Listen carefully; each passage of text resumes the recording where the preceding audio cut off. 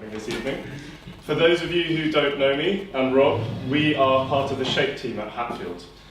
We work with Anthony and members of college staff and harass you with emails and Facebook posts about events which can help your career, your personal development, and also the possibilities of you getting a job, employability. So if you think about it, this talk that we're going to have this evening can help with all of those areas. First of all, academically, if you're interested in Berlin, Germany, studying the First World War, or if in fact Dr. Simon Ward is your lecturer. Your personal development as well. This talk can really help you give more perspective beyond what you study. You can be here for your personal interests, to have a more enriched knowledge about what happened to the people of Berlin during the time, and understand how people will have felt, to help you when you go to Berlin. Also, this could help your employability. Perhaps, maybe not working on the construction of the Berlin Wall, but you never know. When one day you're head of the Foreign Office, you might think back to Hatfield and the talk that you heard tonight. So whatever your reason, we're very grateful that you've come this evening. Thank you. It's great to see so many of you in the audience. And we're very privileged this evening to host Dr. Simon Ward at Hatfield. He's a lecturer in the Department of German at Durham University. I'm sure many of you here know him. And he is a specialist in European film, with a particular focus on German cinema in the past 40 years, German literature of the 20th century, and also strategies of fictionalization in the post-1945 period. He works on the visual culture of ruins in the urban environment of Berlin over the past 50 years, and his current research is a monograph on this topic entitled Asynchronicity, Visual Culture and the Past in Berlin 1957 to 2013. So I think you can all agree we've got the right man this evening to talk about Berlin. So, as we've said, we have the privilege to hear him talk about the city of Berlin and the fall of the Berlin Wall. So, thank you very much. Please show a round of applause for Dr. Simon Ward. Very nice to be here. Some of you do know me, and you'll be pleased because some of you have been listening to me talking in German this term, so I won't be confronting you with German today. I'm just going to speak in English, surprisingly. Yes, so I'm going to talk about the aftermath of the fall of the Berlin Wall. I'm going to talk about the way in which leftovers, the remains of the built environment in Berlin have been used, have been employed, have been engaged with in the city. Now, how many of you, this is what I normally do, how many of you have ever been to Berlin? How many people here have been to Berlin? Oh, you've lots of people been to Berlin, that's a good start. How many of you were born before the Berlin Wall fell in 1989? Yes. It's like ancient history now. I always feel this is one of these topics that just makes me feel really, really old. The Berlin Wall fell in 1989. And I suppose the series is about aftermath, and I was thinking about this question of aftermath, and I think in many ways 1989 represents in Berlin the aftermath of the aftermath, that aftermath being the period after the end of the Second World War. It's only really at that point that, in a sense, a lot of the problems and issues that surrounded Berlin could actually be, well, I say solved, but not really so, could be again addressed in a sense of an end situation. Because the Second World War had created a divided Berlin into four sectors, run by the four Allies, which had then cemented into a division into two halves in 1949, and the Berlin Wall was built in 1961 for all kinds of historical reasons, which I'm not going to go into, but you can ask me about afterwards if you want to know. So in Berlin, a state of abnormality. I mean, not many cities, there obviously are some, think of Cyprus and so on, there are not many cities that are divided in two in such a radical way.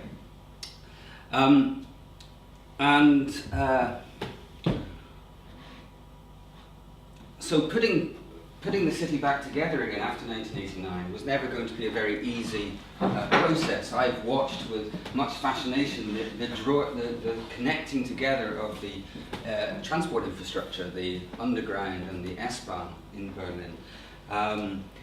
That as just one kind of symbol of a mechanical sort of infrastructural reconstruction. Of course, putting together two very different people, sets of people with very different cultural experiences, was of course another matter, and I'll touch upon that as I go through what I'm going to say today.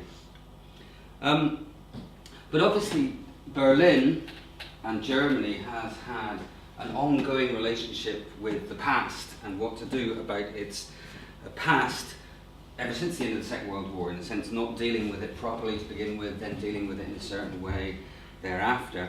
And these questions were by no means solved by the time of 1989. So the continuing exercising of the ghosts of Germany and Berlin's difficult past has gone on.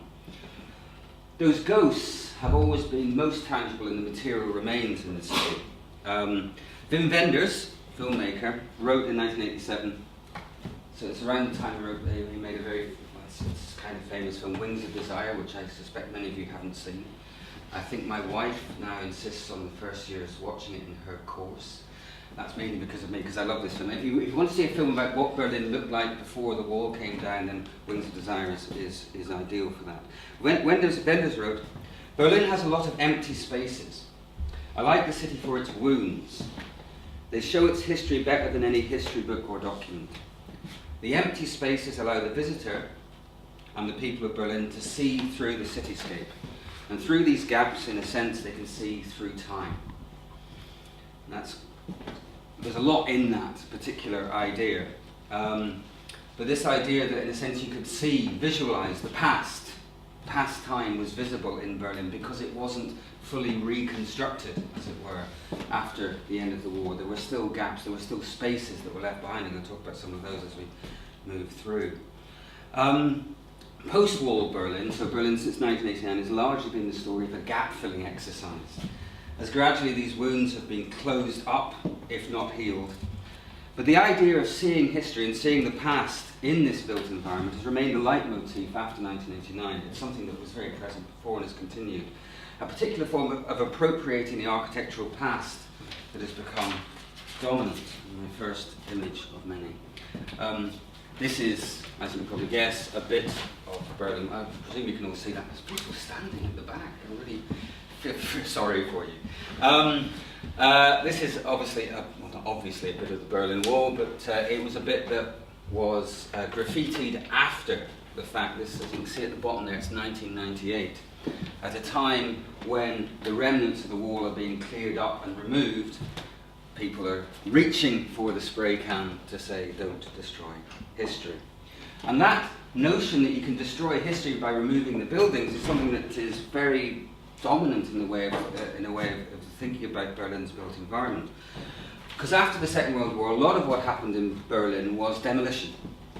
I'll talk a little bit later about the palace, the Schloss, the Stadtschloss in the centre of Berlin, which was blown up by the East German government for reasons that are still debatable even today. But not only that, in the West, a lot of buildings were razed to the ground, primarily in order to build the urban motorway that runs through Berlin.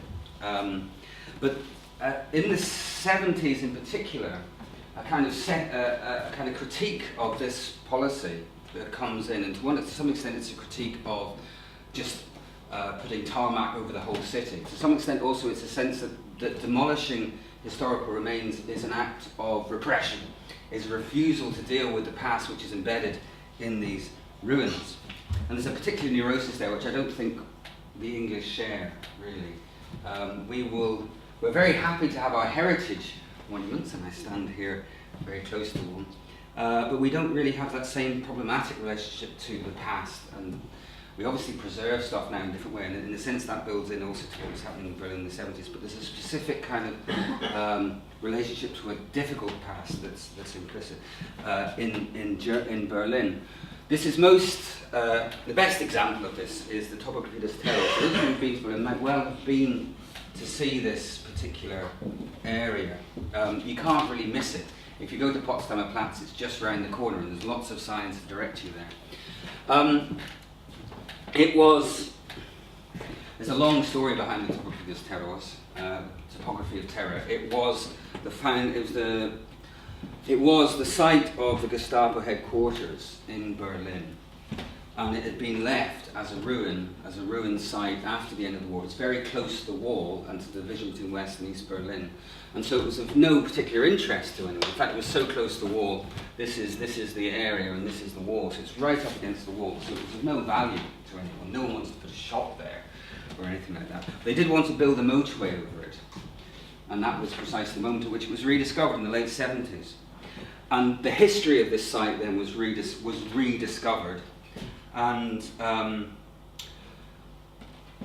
in a sense it became the paradigm of not removing the traces, of maintaining the traces. And what then happens is you get lots of information boards. When you go, this is actually my wife. As I say, some of this will be my holiday photos. Us looking at these information boards which were situated right in the wall, informing the tourist or visitor or the citizen of Berlin what actually happened. Not just in this place, but actually it was an explanation of the activities of the SS overall throughout Europe. So it becomes a site where enlightenment about the past can take place, but very much importantly, bound to the material remnants. The material remnants are central to that engagement with the past, that awareness of the past. So this was the kind of paradigm that becomes established. As a perceptible rupture in the urban fabric, it might be said to establish this paradigmatic way of thinking about sites of memory in Berlin's built environment. The appropriation of incomplete provisional sites as unfinished history.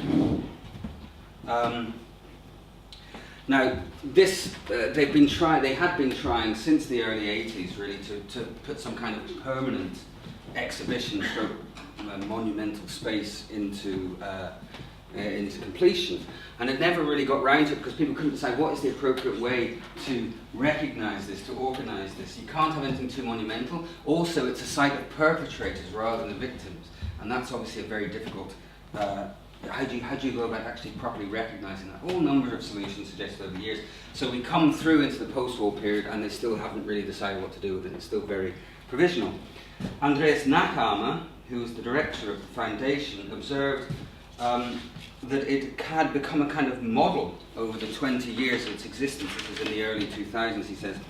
I haven't quite got a picture of this. Anyone who sees these three hollow teeth, these towers of stairs leading to nowhere, this was an original plan to put something in place, which wasn't finished because the funding wasn't there.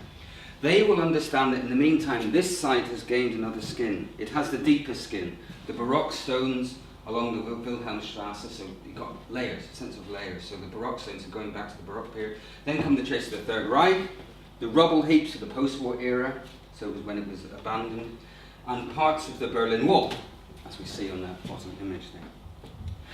And now this new scar, in other words, this failed attempt to create a monument.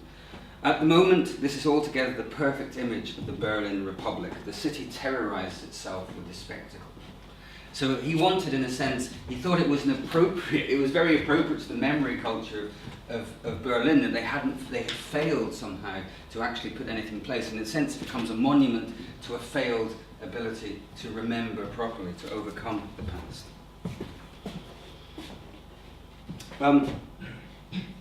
So Berlin, after the end of the wall and of the GDR, becomes in 1991 the capital of Germany again. A very much debated decision because the capital of West Germany had been Bonn, and it had been chosen for quite specific reasons to create a kind of modest,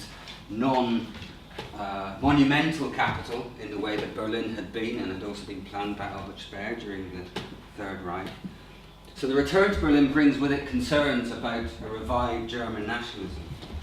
But if the return to Berlin represents, in a sense, a sort of normalization, it's a normal thing that the most important city should perhaps be the capital, then the buildings that make up the capital shape and reflect the process of normalization of how a normal history is constructed.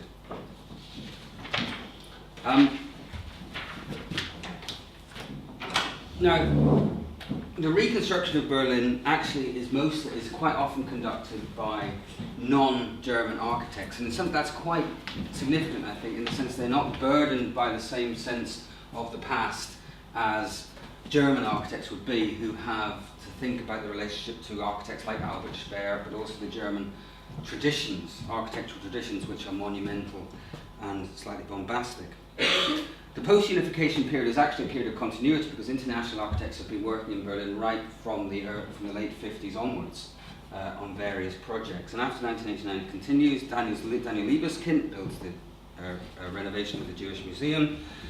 A.M. Pai builds an annex to the German Historical Museum, and Peter Eisenman constructs, or is responsible for construction of the Holocaust Memorial, which again, if you've been to Berlin, I'm sure you'll have seen because it's part of that tour, as it were. This post-unification period has seen Berlin being styled physically, commercially and ideologically as the capital of the new post-unification state.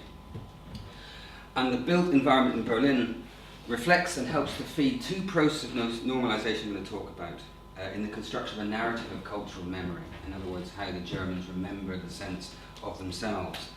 First, in the commercial section, the inscription of a link between the pre-Nazi era, so the era before 1933, and a post-unification Germany, Germany after 1990. And in the political domain, what we primarily see is the institutionalization of West German values in the way the past is remembered and the present is reconstructed in post-unification Berlin.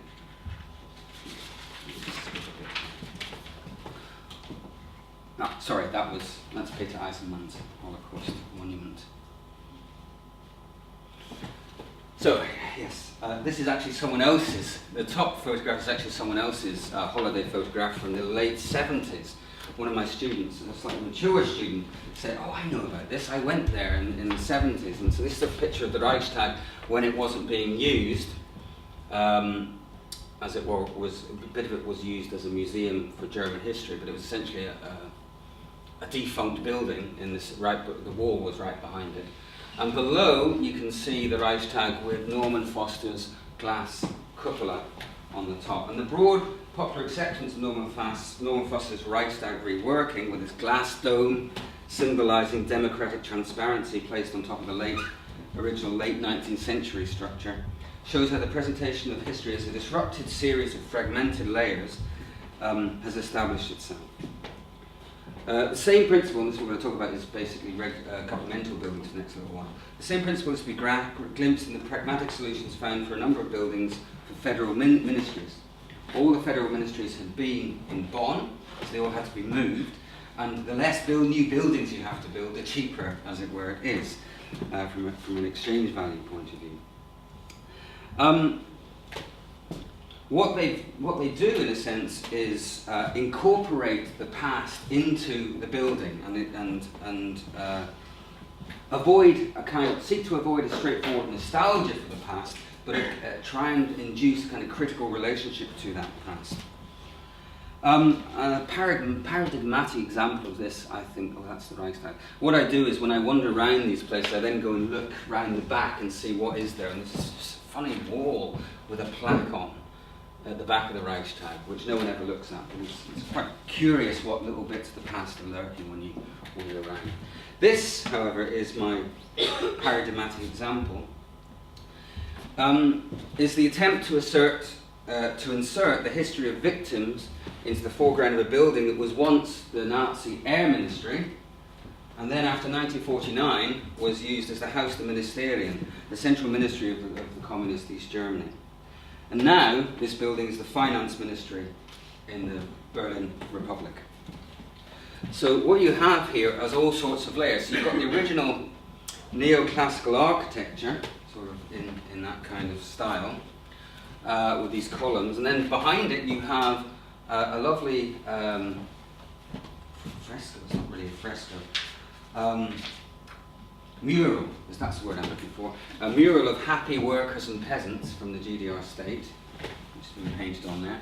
And then one of the key events of the GDR was an uprising by protesters against the regime on the 17th of June 1953, which was put down basically by Soviet tanks.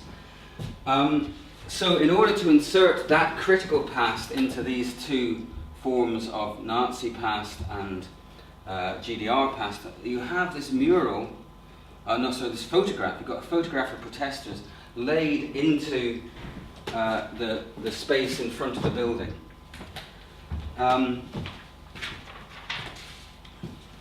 So there's a work at relativizing and making clear the layers of the past.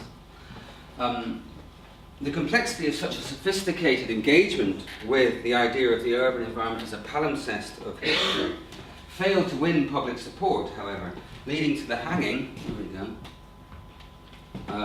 here, leading to the hanging on the left-hand side,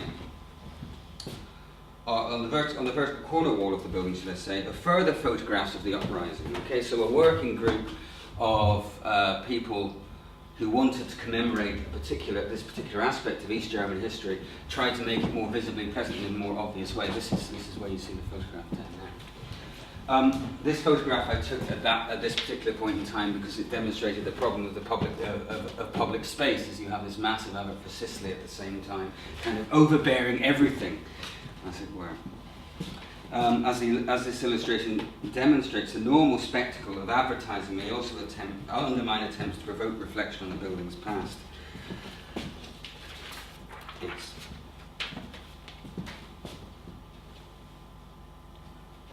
So one of the things that does happen, that's quite important in Berlin, and I'll talk more about this in relation to another building later on, is the way in which these buildings actually become sites of public debate. And that's part of the process of cultural memory, is in fact the debate which is provoked by a building rather than what the building means. It's about the debates that emerge around it and tell us something about the present. And of course there's a debate then about the past of the GDR and how that is to be remembered, and that is in a sense being fought out over this building. What's the place of 1953 in terms of the experience of German history? Where does it belong in German history? What particular role does it have to play?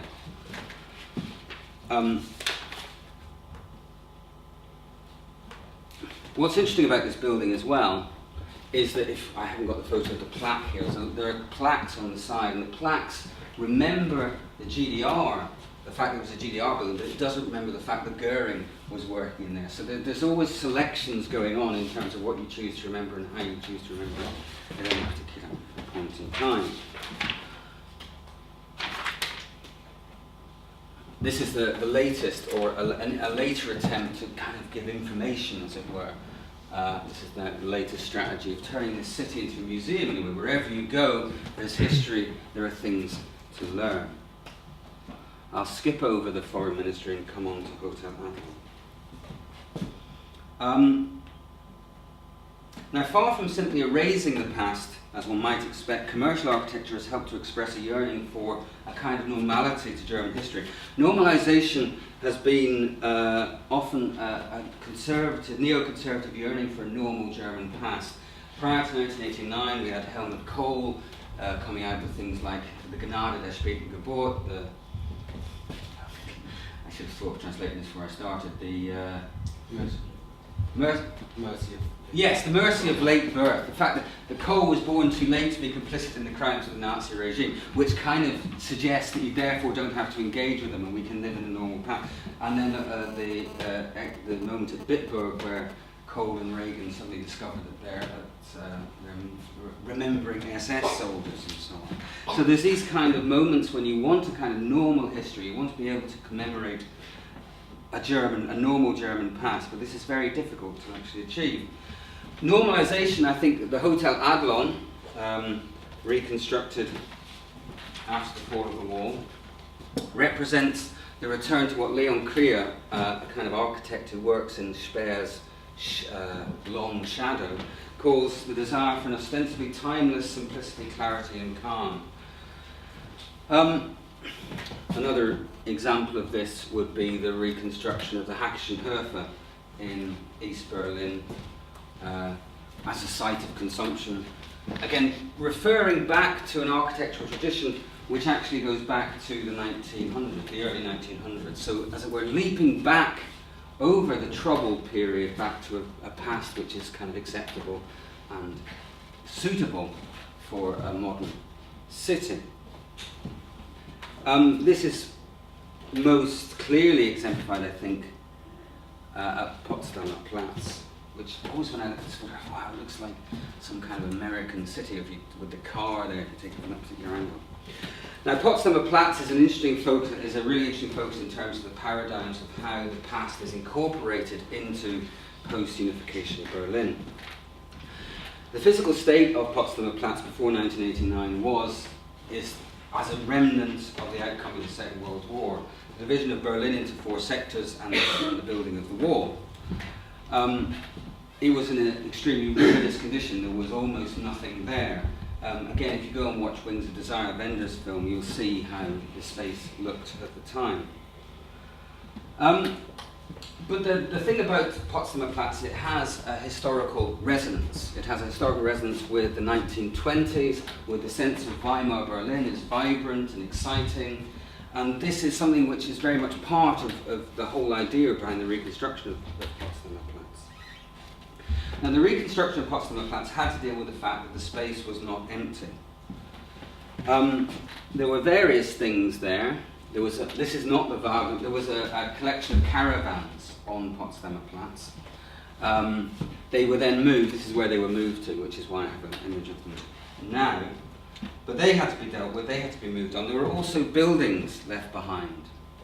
One of these was Hotel Esplanade. And in a very technically complex maneuver, the Kaisersaal of the Hotel Esplanade was transplanted and incorporated into the Sony Center, which is one of the major constructions at Potsdamer Platz. What you notice, of course, here is the facade is placed behind glass, and I'm coming back to this idea of glass and placing the past behind glass in the city. It's my favourite monument at Potsdamer Platz. It's the S-Bahn Sign, again reflecting my fascination with the transport infrastructure of the city. Now, this S-Bahn sign had stood by the wall throughout the years of the Cold War and was incorporated into this massive tower, which is at the heart of the Sony Center, which was where Sony was supposed to have its corporation complex headquarters, but they decided they didn't want it, so the Deutsche Bahn, German Railways, moved it instead. I'm going to talk about aspects of the wall that are also at Potsdamer Platz later on in the talk. Yes, this is the sign. I want to draw out 3 aspects of these remnants of the past and the way they're incorporated into Potsdamer Platz. First of all, their artificiality. They could not have been maintained naturally in the condition they're in within all the new construction that's taken place. So in a sense, this construction of cultural memory is already an artificial act. It relies on artifice to put itself together, but it still relies also on the aura of the authentic object as well. Secondly, the use of signs. In the case of both the S-Bahn sign, this is the sign by the S-Bahn, and the Hotel Esplanade, which I showed you earlier on, these signs do not locate the meaning of these remnants in their fate during the post-war era. They don't talk about what happened to them in the post-war era. Rather, what this sign makes reference to is the bullet hole from the end of the Second World War. And the Hotel Esplanade sign points towards the hotel's role in the Wilhelmine Empire, the kind of imperial setting. So these signs offer narratives that work against the potential for the trace as a palimpsest of historical processes. It's a kind of musealization, and this becomes particularly clear in the use of glass. This way of presenting traces, there's glass everywhere. This is another remnant they put together. This is the traffic tower, reconstructed, which was a central figure of Berlin as a metropolis in the 1920s. Those of you who've seen Bruckmann's film, Berlin Symphony Around the City, will probably recognise that kind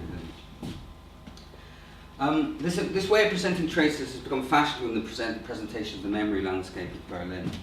If one thinks of Foster's glass cupola, but also particularly the graffiti left by the soldiers, Russian soldiers at the Reichstag is also behind glass. And the meaning of the remnants on Potsdamer Platz is fixed in a quite specific fashion. A remnant is an object behind glass. They have become intended monuments whose meaning is exhausted in the moment of exhibition. The glass exhibits the aura,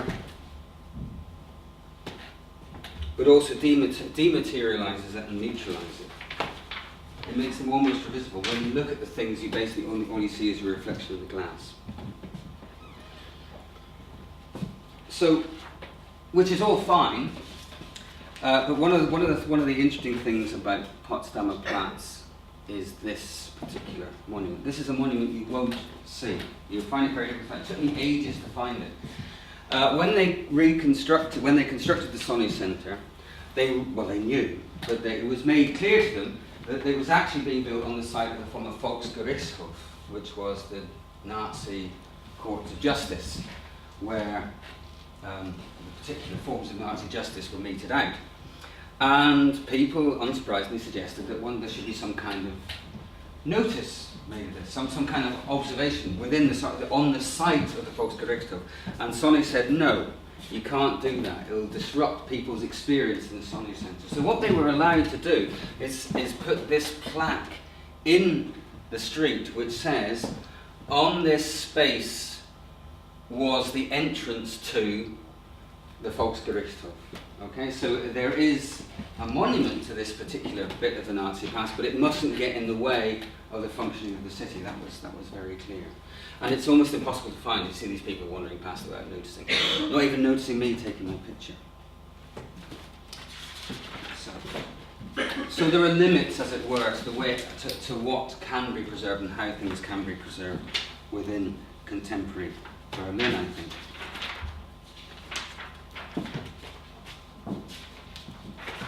So I'm going to focus now on the legacy, architectural legacy of the GDR, which is a massive topic, and I'm going to take one particular example, and that is the Palais de République, the Palace of the Republic,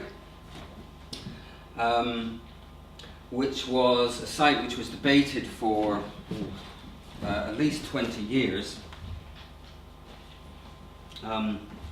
It was the former parliament of the GDR, the Volkskammer. Hans Magnus Enzensberger famously said it's a Kammer, in dem das Volk nichts zu sagen, a chamber in which the people have nothing to say. As ironically talking about the notion that the German Democratic Republic was democratic, but in fact democracy didn't really operate there. For me to quote that is already tendentious in a way, to me to talk about it in this way.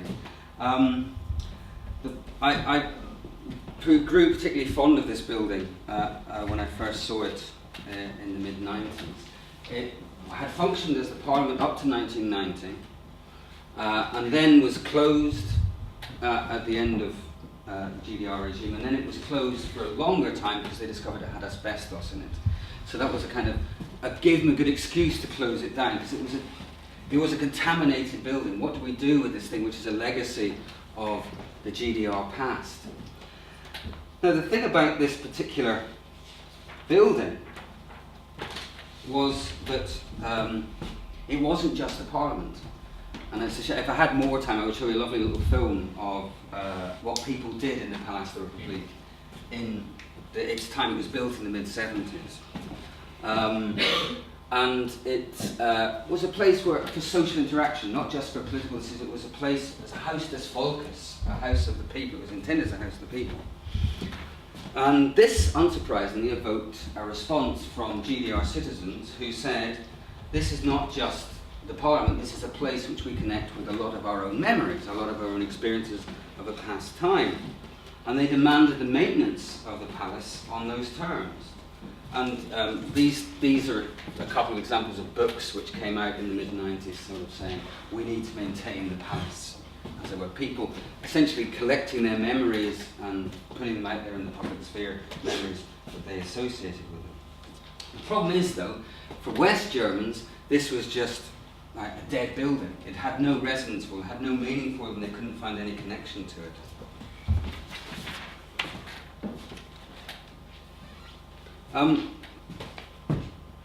The other problem for the Palais de la République was it was sitting on the site of the former city palace, the Schloss, which the East German regime had blown up in 1950.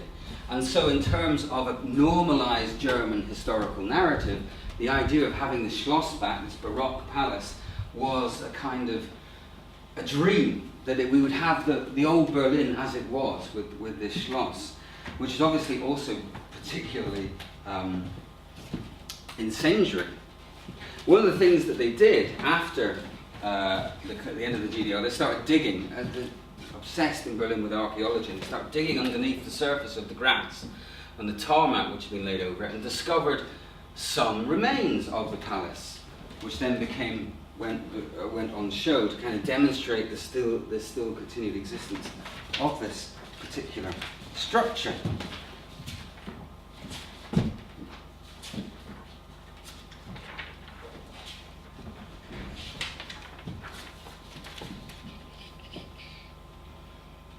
So these excavations carried out in the Schlossplatz allowed the display of foundations. They're very mundane. I mean, there's nothing really particularly interesting or historically significant about these things, other than they are some remains. They are some leftovers. They're actually visually very similar to the kind of things that are displayed at the top of Friedrichs Terrace, where again, the ruins are just basically some garages that are left behind for the most part. There's nothing particularly striking about or significant about the ruins themselves. Now, the building was left in kind of a state of abeyance for 10 years, right in the middle of the city. So you have this kind of ruin. This is again the abnormality of Berlin, that for 10 years you can have a building which is basically a decaying, decrepit object, a bit like Elbit Riverside. I always think every time I go to Elbit Riverside, this is a bit like it, because it's also kind of the same period as well. It's just made out of brick rather than glass. So you have this building sitting there as a kind of rust heap, and no one knows quite what to do with it. People want to get rid of it, but they got rid of a number of GDR buildings, particularly the Foreign Office, the Auswärtiges Amt, at the start, right at the start of the post-war era. And there was a real sense that they were demolishing people's past with the Palast Republik, and so it was a very sense of hot potato topic in that sense as well. And so one of the things that was happening was being left to ruin so that it would reach a state where it was unrescuable from that point of view. But as is typical of Berlin, and there's another paper I could give which would talk about artistic engagements with these empty spaces in Berlin after 1990. Artists being particularly drawn to obsolescence and decay were particularly drawn to the Palast Republik, and it was then opened in 2003 for interstitial use. So while they were waiting to start with the asbestos removal, it was opened up so that people could stage all sorts of things in it. My Volkspalast, it kind of returns to being a folk item. My favourite installation is this one, where the Norwegian artist Lars Ramberg basically placed these letters on top of the Palast Republik, so it's like visible to the whole city. You get a sense here of what the Palast Republik was like. It was very much a 70s construction, kind of brown glass. Looks very nice when the sun's on it. When it's kind of a bit gloomy in Berlin, it looked a bit dark and despairing. Behind here, this is the television tower. So you could actually go up onto the top of the Palast Republik and dance around these letters. Those of you, quick guess for those who, any Germanists in the room who want to translate the word Zweifel for me? Doubt, that's right, doubt. So in other words, what does this building mean? He was kind of reflecting on the idea that you can't just put a sign on something, as these other objects we've looked at so far, where a sign is imposed and the meaning is imposed on the object. This is an object which, precisely through its continuing presence, expresses the doubt about cultural traditions and cultural memory, and how actually are we going to put this about. So it's a very interesting project, and it continued to exist on the internet afterwards. Of course, what we notice, and we notice this with the Sisley advert, is that capitalism abhors a vacuum. And so around the same time, or just after the Zweifel exhibition or installation, Jever Pilsner was sponsoring basketball on that site in front of the Palast. Yes. And again, artists are fascinated by this process of demolition. Very rarely do you have such a public act of demolition going on right in the heart of the city. Again, it gives you a sense of Berlin's abnormality that, just for like the whole of the summer, you can have this jackhammer activity of just demolishing this rather large structure in the heart of the city.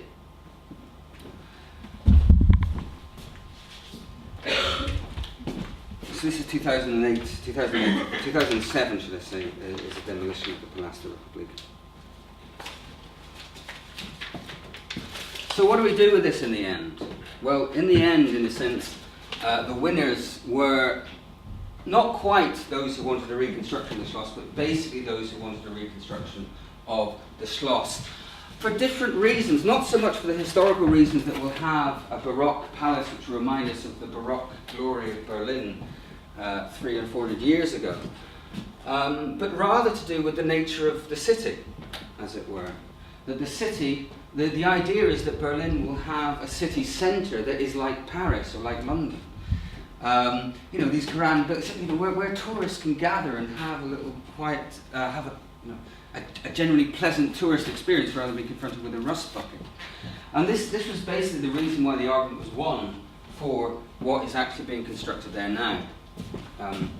But this was in 1993. They covered the palast with a kind of facade, and facades are very important in Berlin. This is what's being constructed now, and I say now, right at this moment in time, is the Humboldt Forum. And the Humboldt Forum alludes to a particular cultural tradition.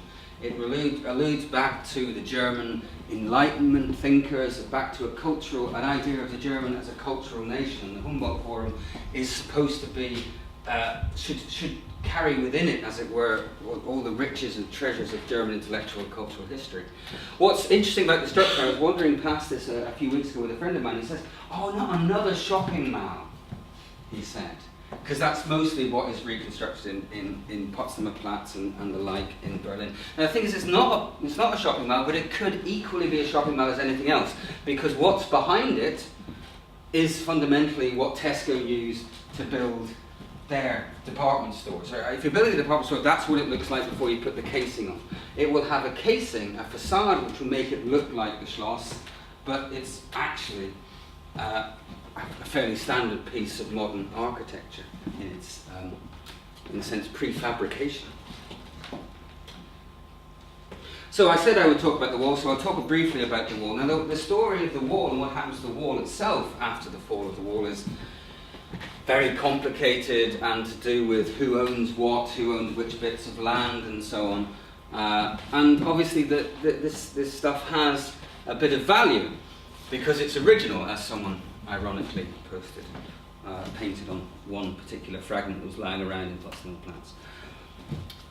This idea of access to the past being enabled through engagement with the material of the past is very much explicit at Potsdamer Platz, where you have essentially slabs of wall interspersed with information about what happened at various places in the wall.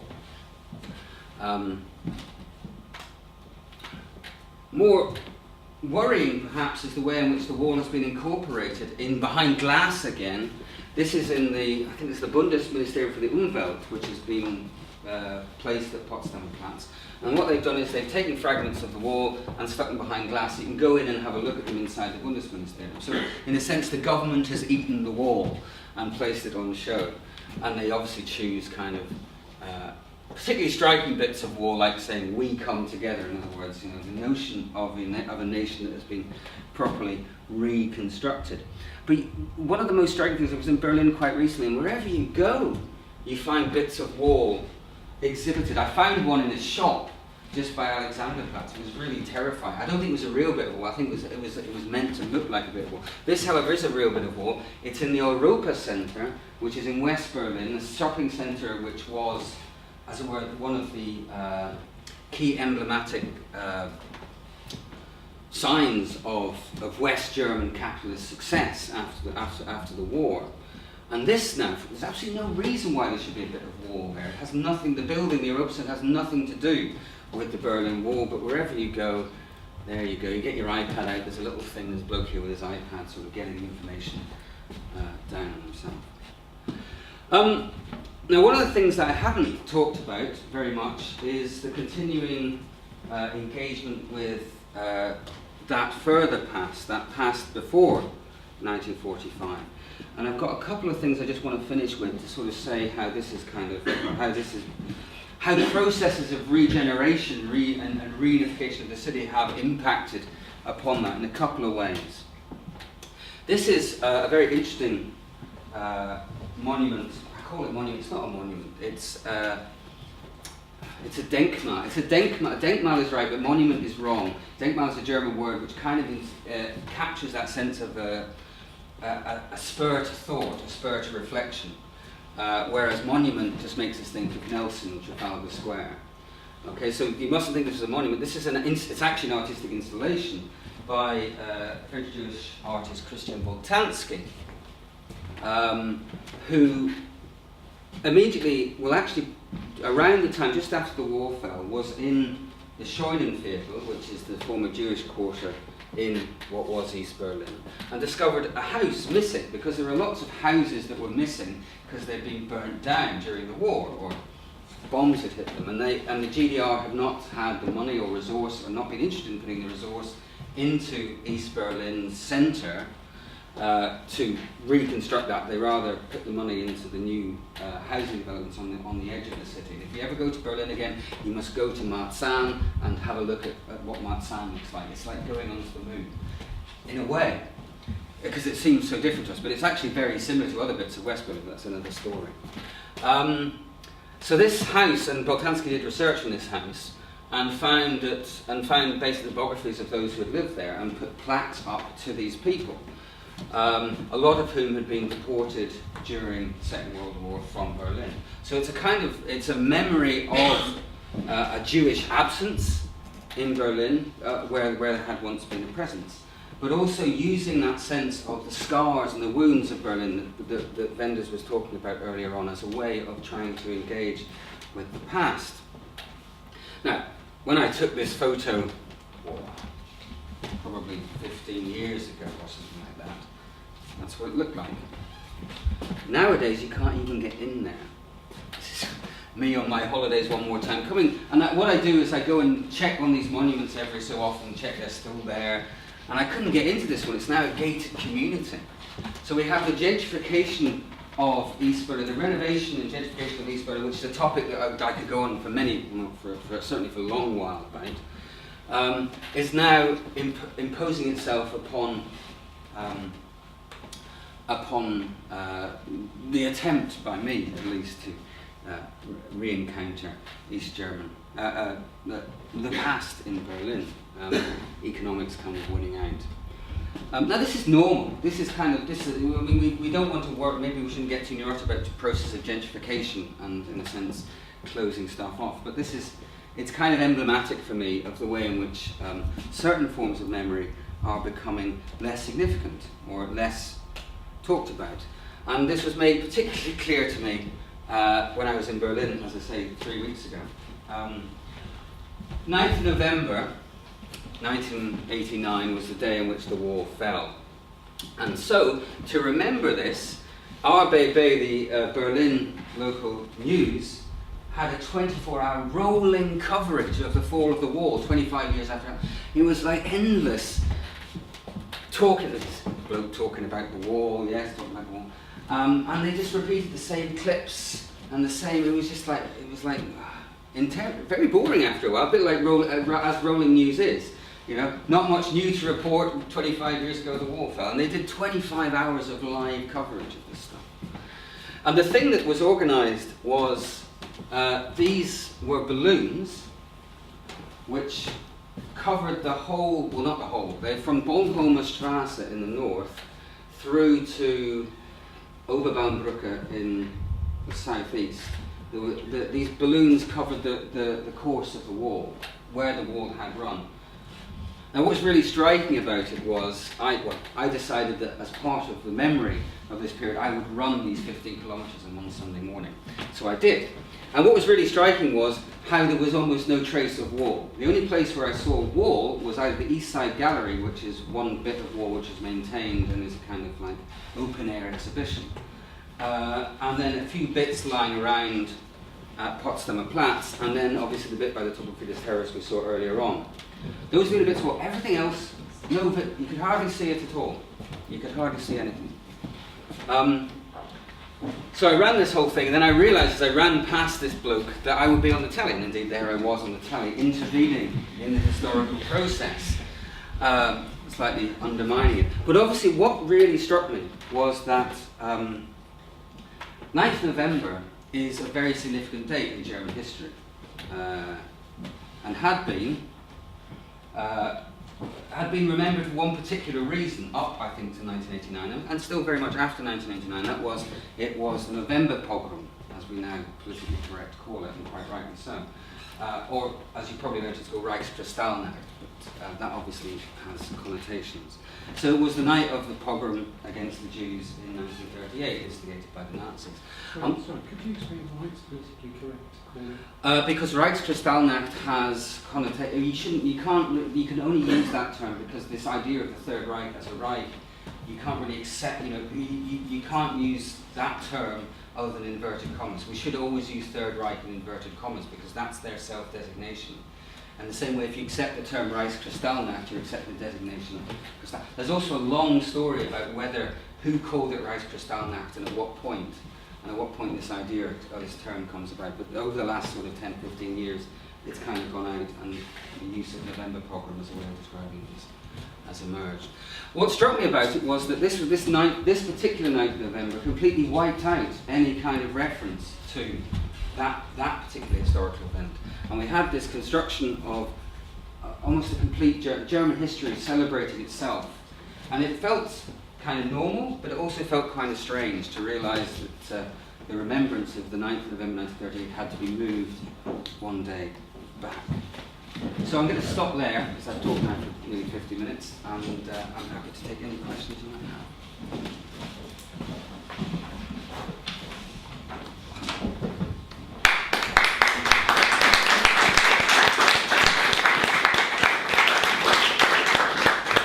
I think we can all agree that it was an exceptional talk, and we all learned a lot. I was very struck by what you said, how wherever you go, you seem to find remnants of the Berlin Wall. I remember the last time I went to Berlin, in all the tourist shops, they had small pieces of the Berlin Wall that you could buy. I don't know if you've seen this. But I wasn't tempted because I thought that, well, they're probably fake. Yes. The fakeness is interesting because I kind of worry about this because in a sense, this is why Berlin is fascinating. Sorry, you haven't really asked the question, but it is interesting because one of the things I think why people like Berlin and why artists are drawn to Berlin is because it has this materiality. We live in an age now which is increasingly virtual, and we have almost, that's why we cling on to heritage sites and want to preserve them, because we feel we live in a world which is lacking materiality. And Berlin, because it's so unfinished and so provisional, it seems like a space where things can still happen, things can still emerge. I mean, I didn't really talk about that, but one of the key aftermaths of the fall of the wall is the emergence of artistic kind of biotopes, is the word I'm looking for, kind of little ecologies of artists who are able to work and survive there, because you don't need very much money to live in Berlin, or you didn't at least to begin with. Now it's slightly different. But that's what strikes me is you'd have bought it if it was real. If it was real, I probably would have bought it. Yeah, if you thought it, but it's only an act of faith, isn't it? Yeah, anyway. Well, I thought at the time perhaps it wasn't worth. I didn't want to be conned. I thought that was the worry. We've got to be clever tourists these days. Yeah. For the sake of a couple of euros, maybe I should. Well, I mean, I buy all kinds of tourist tap because I do find it fascinating. I have some really, really terrible things in my office that I've bought over the years, simply because I'm fascinated at how Berlin is marketed as well. I mean, that's another side to the whole thing, is how you market this city. And in a sense, this kind of event culture is very important. One of the things I could have talked about was Christo's wrapping of the Reichstag, which again probably wasn't quite before you were born, but it was 2005, when Christo was allowed to wrap. Christo does all these artistic event happenings where he wraps a building, and he was allowed to wrap the Reichstag. And this was also seen as a sign of the normalization of German history. Germans can now deal with their past in a light and happy way. They could allow Christo to wrap their Reichstag. But what was important about that was it was a kind of event where lots of people got to gather. So it was like a rock concert in a sense. You go to a rock concert, you don't need to go to a rock concert because you've got the CD at home. But actually it's about being in that space with all those people. That's the other thing that we lack in our increasingly virtual world, is that sense of a collective event. Can't wait for Live Aid 2014. Anyway. Yes, so I haven't answered the question there. No, that's absolutely fine. Has anyone got any questions they'd like to pose to Dr. Simon Wall whilst he's here? Anything that stood out for you during the talk? Anything you want to talk more about or less about?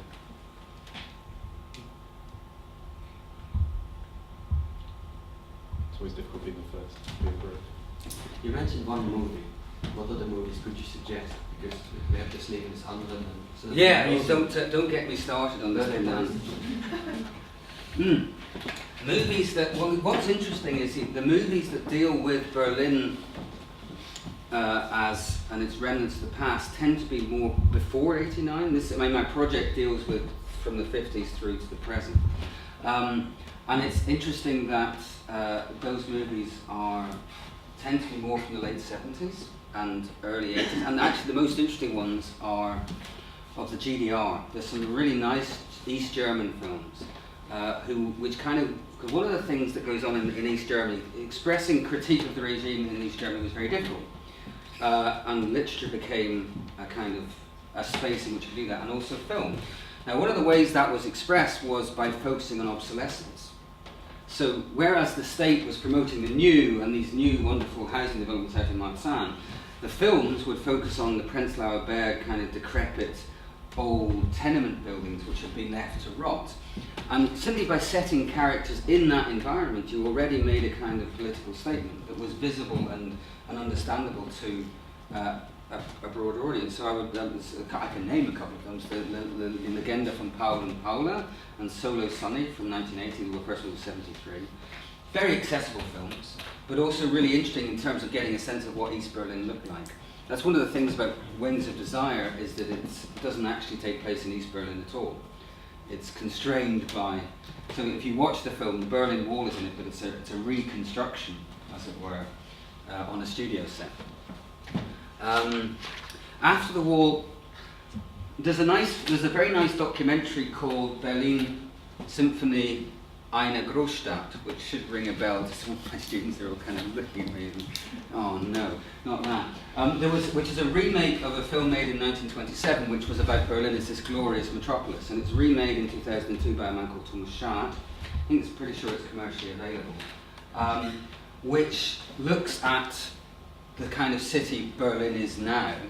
But what's interesting is, whereas we might just expect to feel the city, what he then does is he inserts the past in terms of still frames, the Reichstag, of the GDR, are kind of emerge out of this city as well. So the past is still very present.